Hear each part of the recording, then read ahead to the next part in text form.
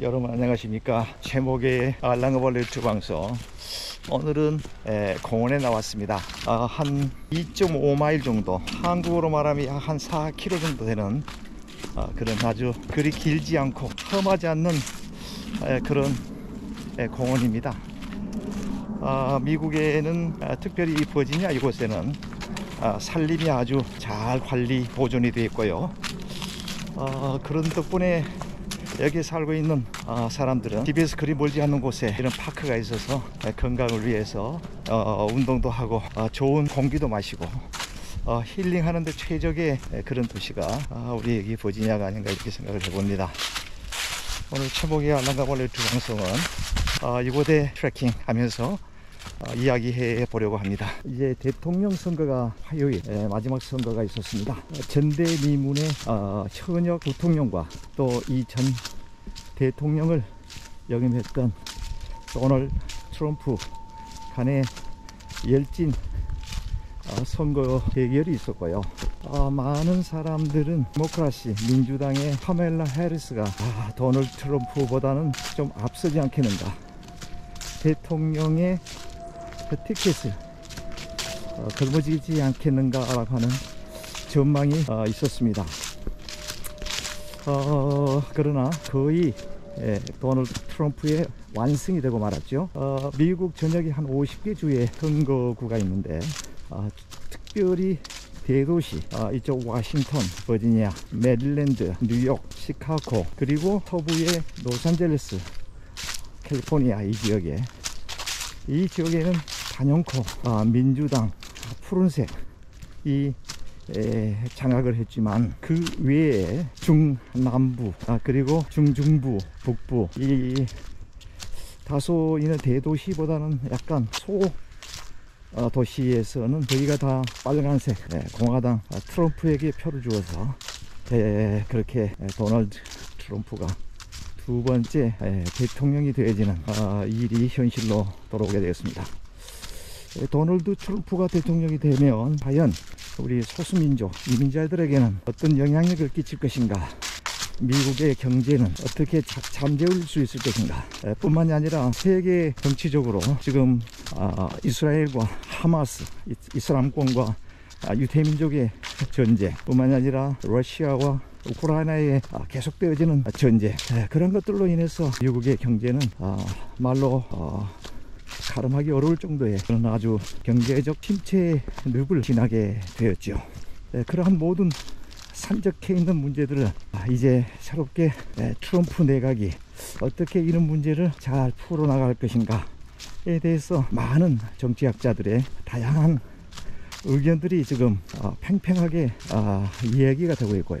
뿐만이 아니라 한국의 경우는 윤석열 정부 들어서 민주당의 조 바이든 정부와 거의 하나가 되어서 한미일 삼합체제, 그래서 중국을 압박하게 되고 또 러시아를 압박하게 되고 일본과 손을 잡으면서 정치적 이념의 이데올로기에 대해서 강하게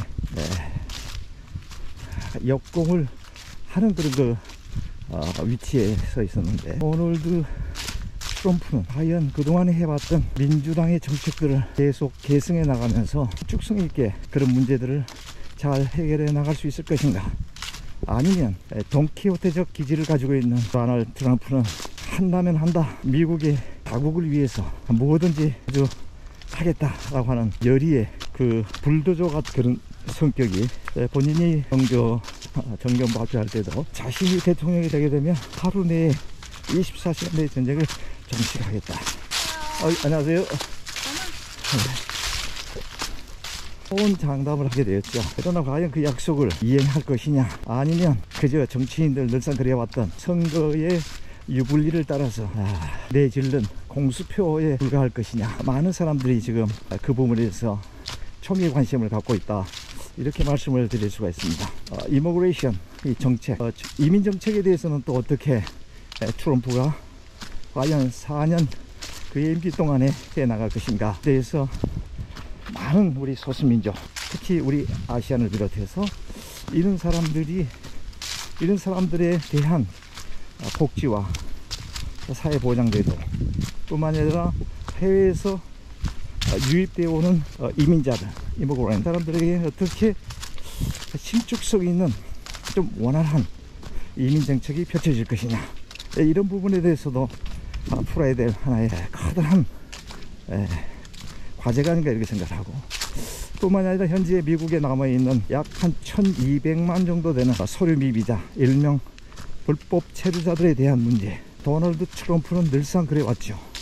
불법 체류자들 이 나라에서 발을 붙이지 못하도록 하겠다, 본국으로 추방시키겠다, 이런 얘기를 많이 해왔습니다. 그리고 과거에 트럼프가 대통령이 있을 때도 사실은 그런 정책이 이제 수많은 서류가 완비되어 있지 않는 불체자들로 하여금 미국을 떠나게 하는 하나의 한 요인이 되어서 3D 업종의 산업이 그런 사람들로부터 사업을 해 나갈 수 있는 그런 그 아주 좋은 자원이었는데, 그런 남미의 히스패닉의 아시안들이 다 본국으로 돌아감으로 인해서 결국은 그 자리에 백인들이 들어가게 되고 합법적 신분을 가진 사람들이 들어가게 됨으로써 임금이 아주 급 상승하게 되는 요인이 되어서 사업하는 사람들은 도래 인건비 때문에 감당하기 없다, 사업하기 어렵다라고 하는 이야기를 할 정도의 그런 상황이 초래가 되었는데,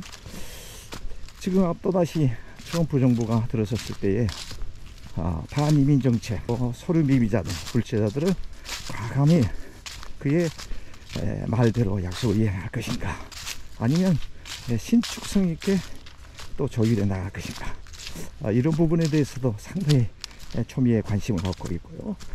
지금 그러한 신청자들로부터 트럼프가 대통령이 됐는데 그 이후에 자신들에게 영주권 진행 절차에 있어서 불이익이 초래가 되지 않겠는가 라고 하는 걱정스러운 그러한 많은 전화가 걸려오고 있는 것을 볼 때에 이것이 그냥 남의 일 같지 않다라고 하는 그런 생각을 해보게 되었습니다. 또 남북 문제에 대해서는 어떻게 잘 내려나갈 것인가. 과거에 문재인 대통령이 있을 때에 운전자론 문재인 대통령의 그 같은 정책에 의해서 북한의 김정은 위원장과 미국의 도널드 트럼프가 3번 정도의 만남이 있게 되고, 우리 남한의 대통령 문재인 대통령도 한 3차례 판문점으로 오가면서 만났던 역사적인 그런 순간이 있었습니다. 그런 것들의 뒤를 이어서 또다시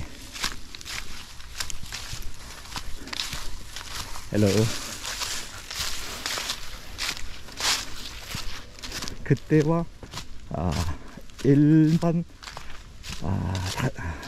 동일하게 추진해 나갈 것인가, 아니면 당시에는 펜타곤의 레오콘, 일명 상당히 강성 보수주의자들에 의해서 트럼프가 결국은 싱가포르의 3차 북한의 김정은 위원장과의 미팅이 무산이 되게 되면서 남북 평화협정, 또 남북의 그러한 교류가 아주 물거품이 되어버리는 과거의 실책이 있었는데, 이번에는 트럼프 대통령이 내각을 구성할 때 그런 것들을 철저히 감안하여 자신의 색깔과 정치적 이념에 부합되고 미국 국익에 도움이 될 수 있는 사람을 입각해서 그런 것들을 아주 신축성 있게 잘 처리해 나갈 것인가, 이런 점에 있어서도 이제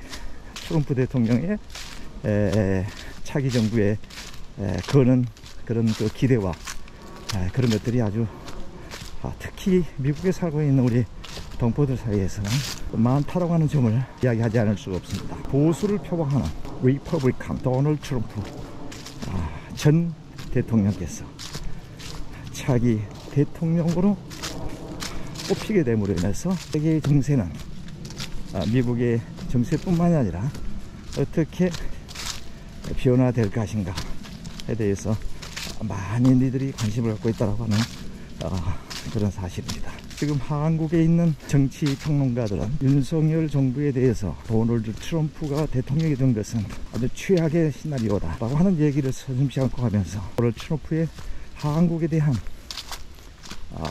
압박이 매우 거세질 것이다. 네, 윤석열 정부는 매우 난감한 상황에 처하지 않겠는가 예측된 이야기를 지금 내놓고 있는 상황입니다.